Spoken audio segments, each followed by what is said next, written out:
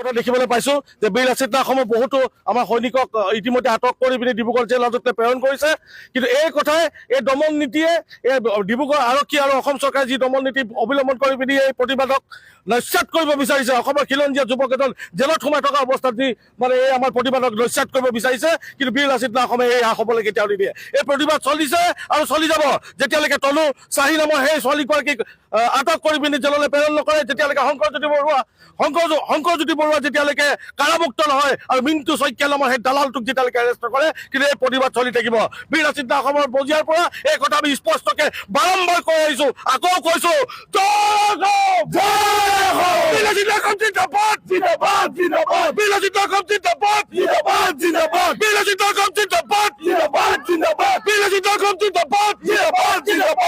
আমি পুনৰবাৰ অসম চৰকাৰ আৰু ডিব্ৰুগড় আৰক্ষী প্ৰশাসনক সকীয়াই দিছো, এনেকুৱা দমন নীতিৰে কিন্তু আমাৰ এই সংগ্ৰামক আপুনি দমন কৰিব নোৱাৰিব। অসমীয়া খিলঞ্জীয়া ল'ৰা এটাক জেলত যেনেকে আপোনালোকে অন্যায়ভাৱে ভৰাই থৈছে, এই কথা কিন্তু আমি সহ্য নকৰিম। এই সংগ্ৰাম চলিছে, চলিব আৰু চলিব।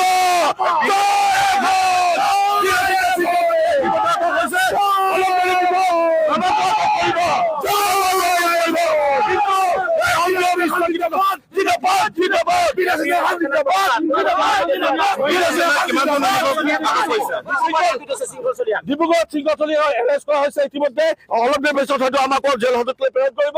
কিন্তু অসমৰ ৰাইজক আমি কৈ থৈ যাওঁ, বীৰ লাচিত দাসে কেতিয়াও পিঠি দেখুৱাই সংগ্ৰাম কৰা নাই, অৰ্থাৎ বুকু পাতি সংগ্ৰাম কৰিছে আৰু বুকু পাতিয়ে সংগ্ৰাম কৰিব। এই শংকৰজ্যোতি বৰুৱা যিদিনাখনিলৈকে জেল হাজতৰ পৰা মুক্তি নাপায়, তনুশ্ৰী নামেৰে ছোৱালীজনীক যেতিয়ালৈকে আটক কৰি ডিব্ৰুগড়লৈকে নপঠিয়াই, তেতিয়ালৈকে কিন্তু এই সংগ্ৰাম স্থগিত নহয়। অসমৰ প্ৰতিখন জিলাত, প্ৰতিখন আঞ্চলিকত, প্ৰতিখন চহৰতে প্ৰতিবাদ হ'ব। এই প্ৰতিবাদ আৰু তীব্ৰ হ'ব আৰু ভয়ংকৰ হ'ব।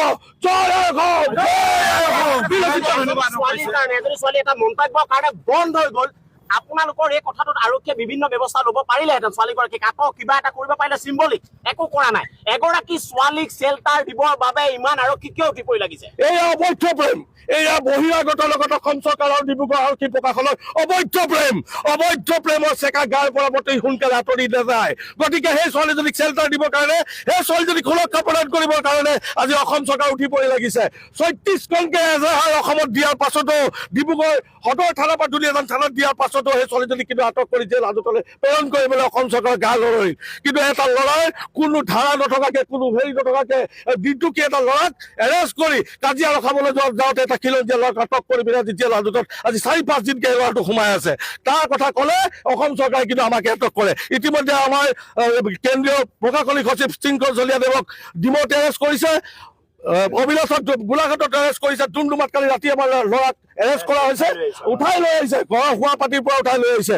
কিন্তু এনেকুৱা দুলীয়াজান আঞ্চলিকৰ আমাৰ 9জন সৈনিকক আটক কৰিছে। কিন্তু এনেকুৱা দমন নীতিৰে বীৰ লাচিত অসমৰ মনোবল, বীৰ লাচিত অসমৰ শক্তিক মষিমূৰ কৰিম বুলি যদি অসম চৰকাৰ আৰু আৰক্ষী প্ৰশাসনে ভাবিছে, সেয়া কিন্তু স্বৰ্গত বাস কৰিছে।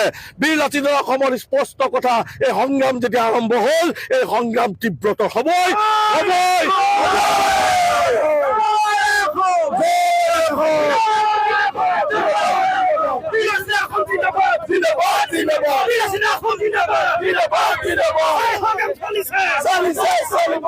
সংগ্ৰাম চলিছে।